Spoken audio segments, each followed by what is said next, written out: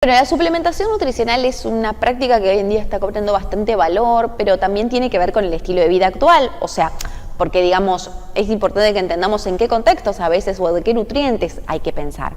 para que sea válida o que sea oportuna una buena suplementación. ¿Se acuerdan que en el micro anterior hablábamos de que nosotros a lo largo del día y a través de los alimentos debemos cubrir determinado aporte de nutrientes que nuestro cuerpo necesita para hacer sus funciones vitales? El estilo de vida de hoy en algunas cuestiones, en algunos nutrientes y sobre todo micronutrientes,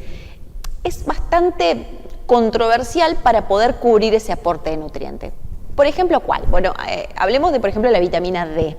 La vitamina D es una vitamina que en la mayoría de la población hoy se encuentra deficitaria, eso se puede medir en análisis de sangre, esto se puede hablar con el médico de cada uno de ustedes, que muchos de ustedes seguro se la están midiendo porque de hecho es una vitamina que se supo o se valorizó aún más después de la pandemia porque tiene un rol preventivo en la inmunidad y demás. Y esta vitamina se activa, por ejemplo, en la exposición solar,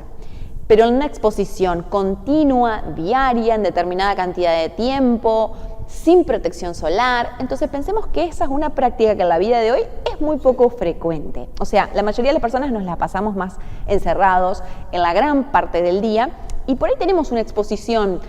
temporaria, por ejemplo en verano o en algún día, pero no tenemos una exposición continua todos los días y un uso de protector. Entonces, la vitamina D, por ejemplo, es una vitamina que hoy sabemos que es necesario suplementar porque si no la mayoría de la población hace un déficit. Y ese déficit tiene mucho más consecuencias nutricionales que se pueden prevenir tranquilamente a través de una correcta y adecuada suplementación. Así también pasa, por ejemplo, este es el caso de la B12, por ejemplo, que también es un estilo de vitamina que en la alimentación actual, y sobre todo si no es una alimentación con una buena presencia de carne, suele ser deficitaria, ¿sí? Entonces, y por supuesto si es una persona que tiene una alimentación sin carnes o más basada en plantas, ni hablar vegana, es, digamos, una práctica necesaria la suplementación con vitamina B12.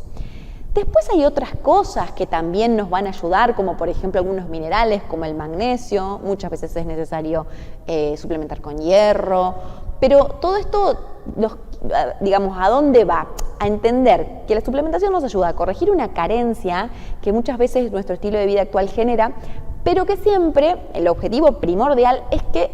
seamos conscientes de poder cubrir el mayor aporte de nutrientes con los alimentos, ¿sí? Si uno tiene una alimentación diversa y variada, tiene mucho más probabilidad de cubrir todo. Hoy no es una certeza, porque también sepamos que los alimentos de hoy son muy diferentes a los de antes, es decir, la hiperproducción hace que la fruta, la verdura, exactamente, ya digamos no es lo mismo que la fruta y la verdura de muchos años atrás, entonces hay como una pérdida nutricional propia de la producción actual y después llevado a que a veces en el día consumimos insuficiente cantidad de frutas, tenemos exceso de, por ejemplo, harinas y refinados,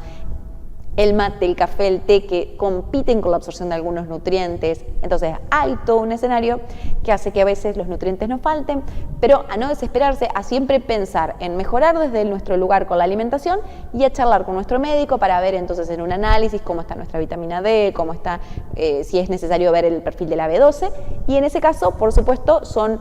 buenos aliados una buena y correcta suplementación indicada por un profesional. Hay un montón de formas de presentación. Un suplemento te puede venir en gotitas, te puede venir en una pastilla, te puede venir en polvo, hay algunos que son de monodosis, o sea,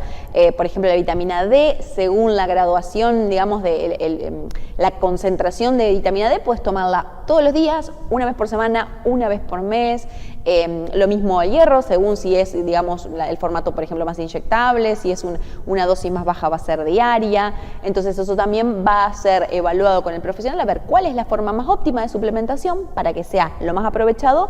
y sobre todo que esa persona se pueda adherir a la toma correcta de esa suplementación. Sí, en cualquier etapa de la vida ni hablar, porque como les comentaba, por propio del estilo de vida actual, pero hay tal vez también momentos críticos para determinados nutrientes o cambios, como les digo, ¿no? Por ejemplo, en invierno es más común el déficit de vitamina D, aunque en verano. En las mujeres es más común el déficit de hierro, por una cuestión digamos, de pérdidas de sangre mayor propias del ciclo periodo reproductivo de la mujer. En determinada población que, por ejemplo, no consume alimentos de origen animal, es mucho más probable la falta de hierro y la de B12, entonces esa población se tiene que ocupar de eso, pero en sí no es que es una edad específica, sino que a lo largo de la vida lo podemos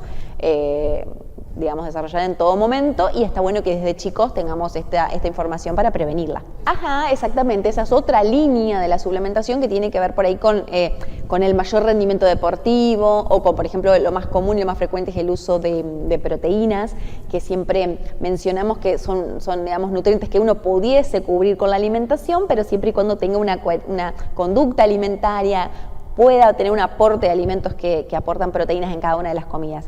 Muchas personas, digamos, conocen esta situación de que si están entrenando y tienen un objetivo deportivo, de aumento de masa muscular, por ejemplo, utilizan como ayuda suplementos deportivos. Que hay de todo, hay que analizarlos, pero digamos, cuanto más puros de proteínas sean, menos colorantes, menos azúcares y demás cosas tengan, más naturales posibles sean, son válidos, son estrategias que hoy a veces utilizan, pero siempre, como decimos, todo lo que podamos cubrir con alimentos de origen, digamos, natural, como lo que es la carne, los huevos, los frutos secos, vamos a dar el primer paso a eso, y lo otro va a ser digamos, un complemento.